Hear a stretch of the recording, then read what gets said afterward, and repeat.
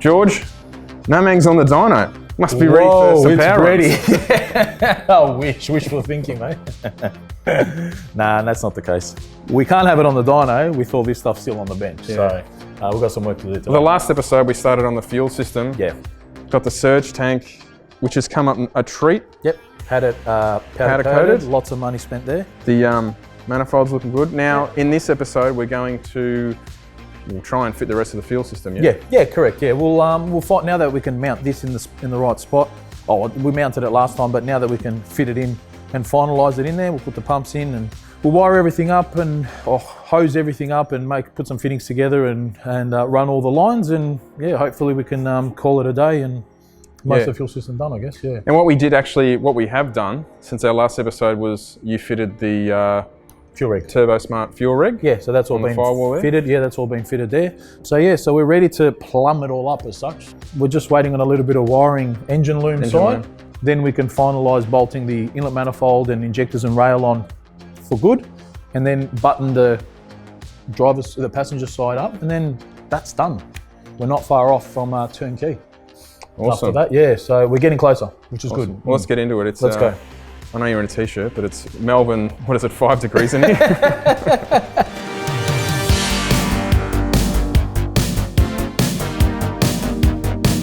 What are you doing first, George?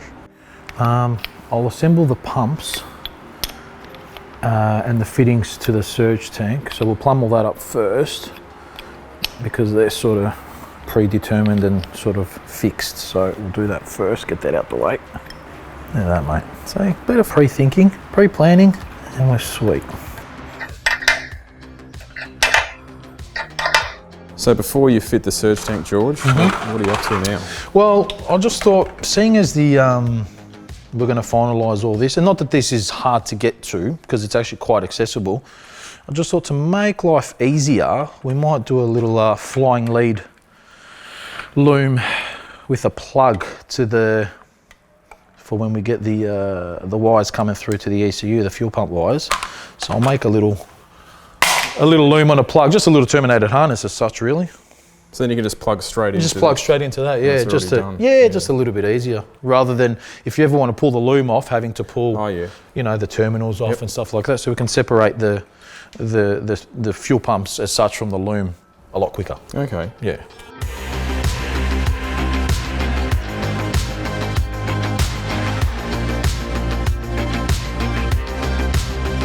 Made to fit.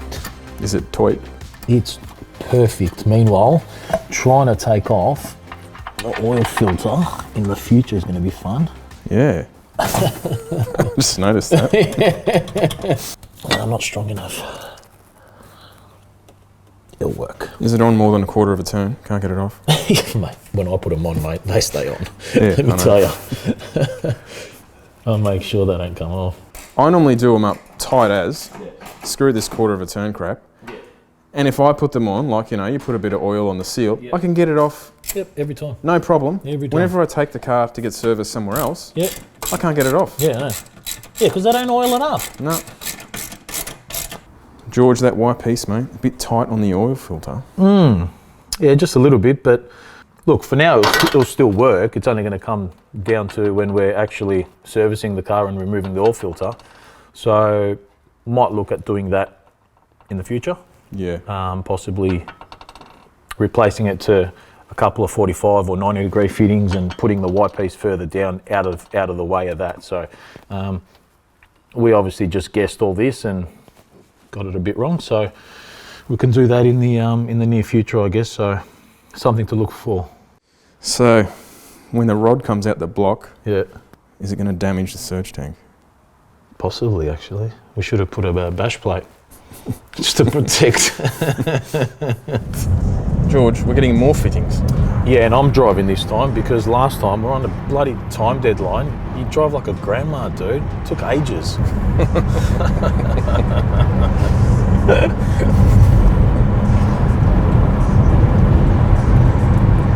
Now, we're going to get some parts for the Barra in a Ford Barra. Yeah, the irony. So we're swapping one taxi for another. Why not? It is a parts hauler, this one, so why not? Back at Premium. Yeah, man, that's it. Time to party. Are we getting George, servo? Yeah, get a servo, mate. Why not? While we're here. When in Rome. George, what do we get from Premier now? Okay, so we've got some dash 8 fittings for the fuel system side, obviously, to go from the pump to the rail, and then from the rail to the reg. So we'll put the inlet manifold back on and the rail on, and we'll work out our lengths with a hose, cut to size, assemble, and go from there.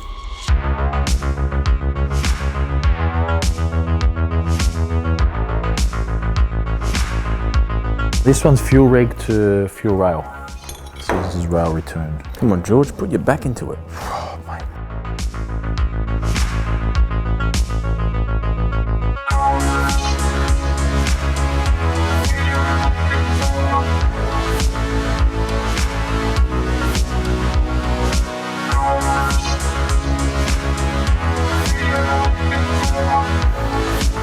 George, I got you a little present. Oh, what'd you get?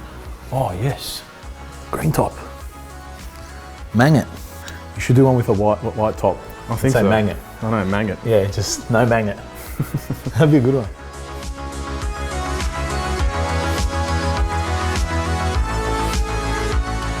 Keeping everything in the engine bay is quite simple, isn't it?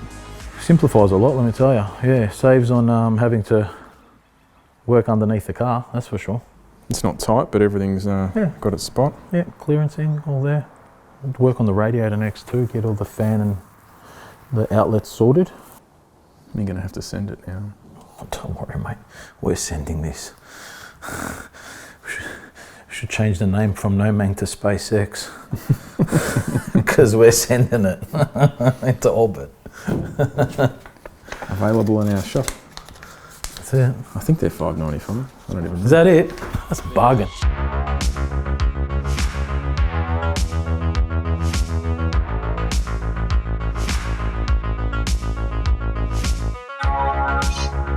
It looks like most of the lines are on, George. Not most, all. Oh, All. That's it. That's the fuel I feel system. like we've forgotten a few lines. That's everything, man. Nothing to forget. That's the beauty of having the surge tank in the front. These adapters are cool. They fit the factory line. fuel line. Yeah, EFI adapters, yeah. EFI line adapters. I feel like we're missing some lines, but that's We're it. not. No, that is everything. The fact that it's all under the manifold, it's all neat. What we've really got to do is drop some injectors in and... Just that's it. Once the injectors drop in and the you've done rails that- on. Obviously, you've already done that wiring this morning. Yep, it's done. There's literally nothing else that we need to worry about as yet. We'll find out in the future, but if we need to do more, but I believe that that's everything, man. You just got that one water line. Yeah, there's the one water line left to the heater hose. That's it. We'll put a thermostat in that, cap on that. So some water lines and drop the injectors in, and that's pretty much... Once we've got the ECU and loom all wired up and powered up, yeah, and obviously some battery wiring as well. Actually, we've got to run some power cable from the alternator and the starter to the battery in the boot. What alternator are we running again? I've forgotten. Factory BA one. Oh, BA. Yeah, we didn't have to go to the BA because the loom that we get being FG, it's a smart, they run a smart alternator, so they can control the alternator through the ECU, but They've got a bit more grunt, haven't they? I don't know. FG one? I'm not sure. I think they're 130 amp, aren't they? Okay, well these aren't that far off anyway. They're probably 120s anyway. That's no big deal. But yeah, I've left that so we can at least utilise the light on the dash if need be. Yeah. I reckon, so, but that's done. That's fuel system side done, I reckon. Oh my God. Episode 7 of No Man came out today, George. While we're filming it today, have you seen any pearls of wisdom? Is this a makeshift bench talk, is it? Yeah, there's a couple of cool comments I'm loving. Really loving. This one doesn't, how do people actually find the time to write this much shit? Sometimes you read comments 3 or 4 times and I still cannot work out what they mean. Valid point one guy made though. Wait for the rod to come out of the block into the surge tank and cause a fuel fire. Hey, I said that to you this morning. You did, yeah, you did. Someone heard you. You know what? We're happy with the fuel fire because just burn the thing down and that's part of the budget. It hasn't broken the budget. We'll just Yeah, but if this thing start burns again. to the ground, right, this is a collector's piece. Where are we going to find another car like this from? That's very true. It's very clean, apparently. Clean. Very clean. Looks clean. Looks can be deceiving, guys. Don't be so fooled by the cleanliness of the car. It's easy to make a white car look good on camera. Oh yeah. You know what, man? If we throw a rod and we start a fire, then Yeah, deal with it. grab the marshmallows and watch it burn, mate. It's just the car.